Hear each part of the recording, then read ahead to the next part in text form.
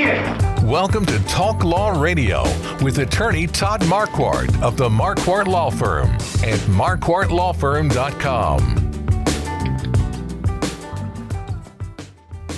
Welcome back to Talk Law Radio. I'm Todd Marquardt here with Jeremy Farber, owner of Homestead in Boerne and New Braunfels, and Shannon Roberta Salmon Antonio, Instagram influencer and encourager of the community of San Antonio, who's always mentioning Blue House. You should find Blue House online to be reminded about what that is.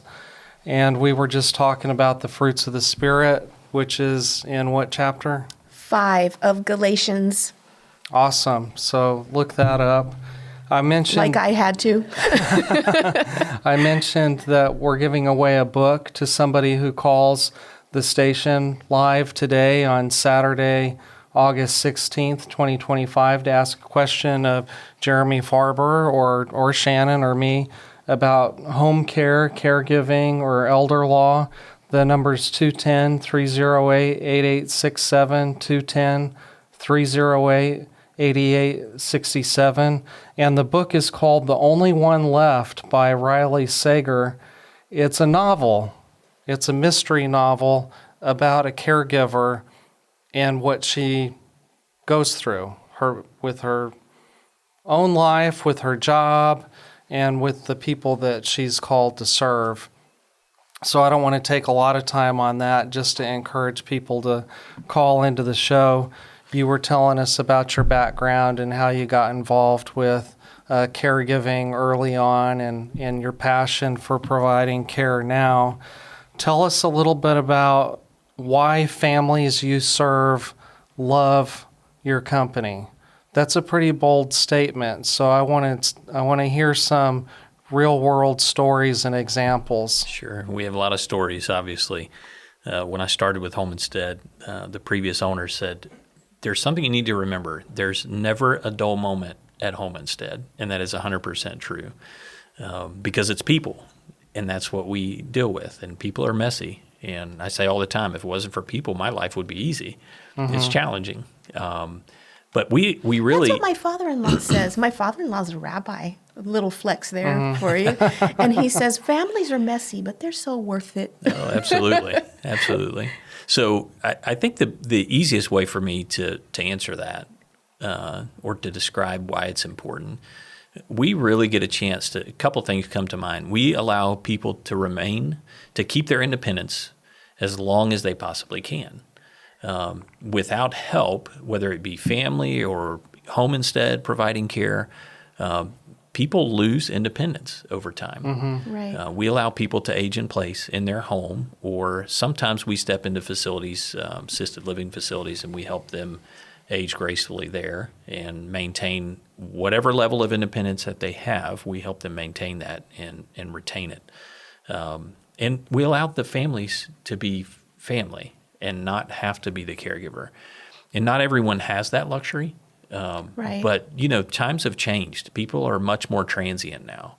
We have statistics that say the average care that we provide, the family is on average like 167 miles away from their loved one I that believe we're providing care Yeah, for. I can see how that would happen more often these days. Where in the past, you can think, 50 years ago or 100 years ago,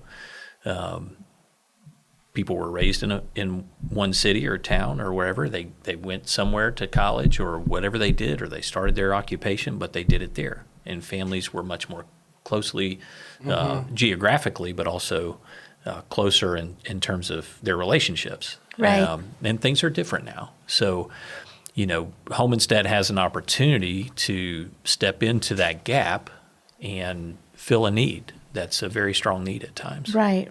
That makes perfect sense. Did you know that there's a city ordinance here in San Antonio that requires caregivers to be licensed? Now, I should know that. I don't know that. That is great, your business and your employees are exempt from that because of your compliance with state law. But if you want to hire a caregiver off the street, a neighbor or a friend, they have to get a license. They have to apply with the city. Isn't that That's somewhat interesting. shocking. I mean, they should have a billboard that says that. The reason I know about it is because I have clients that are coming in to get their power of attorney and their will, and if they're older, they'll say, well, I need to get a caregiver for my wife or my husband, or they'll bring their kids with them and they'll say, we're trying to figure out how to pay for this cost. And I would hear stories about how they would, find somebody that was less expensive than like the professional home care company. They would find somebody from church that had done that for somebody else, or they had one of their neighbors. They said, well, my neighbor down the street, their son took care of them, so I guess he could take care of, Papa. And so what people don't know is that there's a lot of risk in bringing somebody into your house to provide care that you don't really know. I mean, they could be nice, right? They're probably friendly, but then you find out later that they're a straight up criminal. They've been stealing your mom's jewelry or using her debit card. I've also heard of bad stories about the yard man, and all the bad stuff, the theft that goes on, charging $1,000, to mow the lawn. I see what you mean. Yeah. Just taking advantage of home repairs that weren't person. Yeah, you're right. Yeah, I guess. So you think it's a good thing? I know you're kind of against government regulation, and your whole show is. Shannon's putting me on the spot. Am I? Well, I'm sitting right in the middle. So let's. Well, I'm glad I don't that know you what I've gotten brought myself this up, into. Shannon, because in a perfect world where people are using reason and logic, they would do an extensive interview on these potential caregivers. Okay. And say, well, have you committed any crimes? What skills or training have you learned in order to provide care for an older person? If they get confused, are you going to know how to respond to that? But then I was looking at this long list of crimes that will disqualify you from being a licensed caregiver in San Antonio. Let's hear it. Cool. And these are people that might not come straight from jail. There are a lot that could have come straight from jail. Like it says, if you murdered somebody, you can't be a licensed caregiver. But one of these was misapplication of fiduciary property or property of a financial institution. Okay. That's like a white-collar crime. Okay. That could be a very nice person. Right. But you don't want them, right. Having care and control of your mom's wallet while you're gone. Yeah. Another one is online solicitation of a minor. That has nothing to do with caring for older people, but it's just Todd, but can character. I ask you this? What kind of thing would be a crime that it would be okay? I mean, isn't the list like any crime? Yes, there are a lot. The only thing I can think of is maybe parking ticket or, Yeah, no, I get your point. Traffic violation. Yes. Traffic violations are easy ones. And I mean, from my perspective, we do see a lot of 40, 50, 60-year-olds that apply for caregiving positions. Yeah.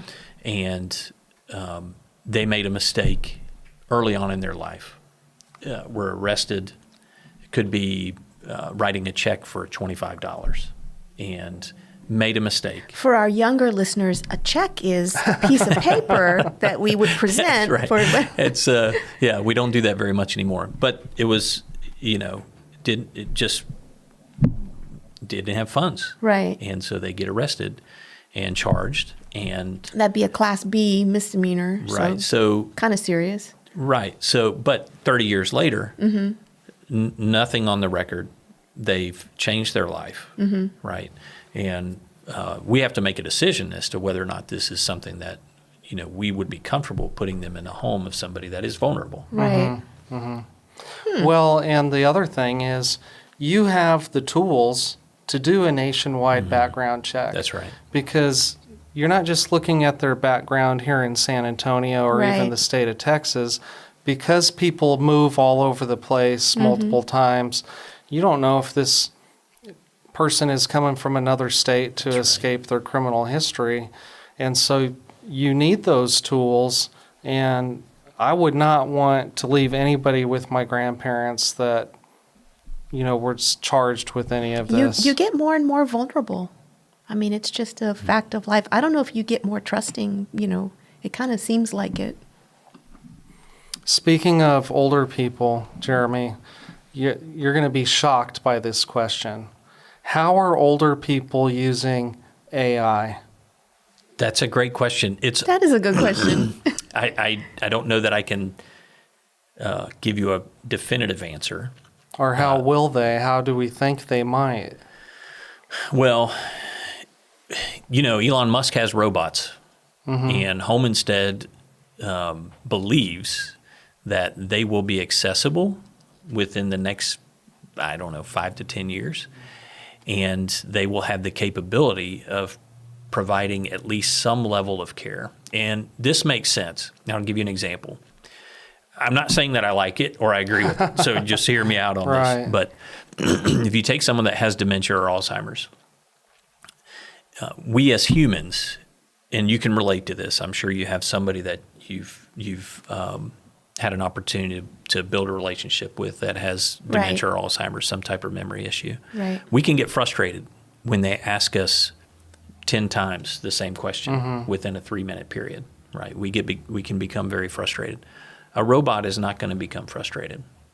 So a robot can be there and provide some level of assistance and not have the emotional or lack of emotional response that we have.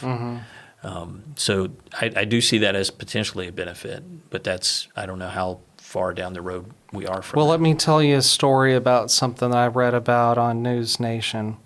A 60-year-old man who wanted to eliminate salt from his diet asked ChatGPT for a replacement, wound up in the hospital after he accidentally poisoned himself.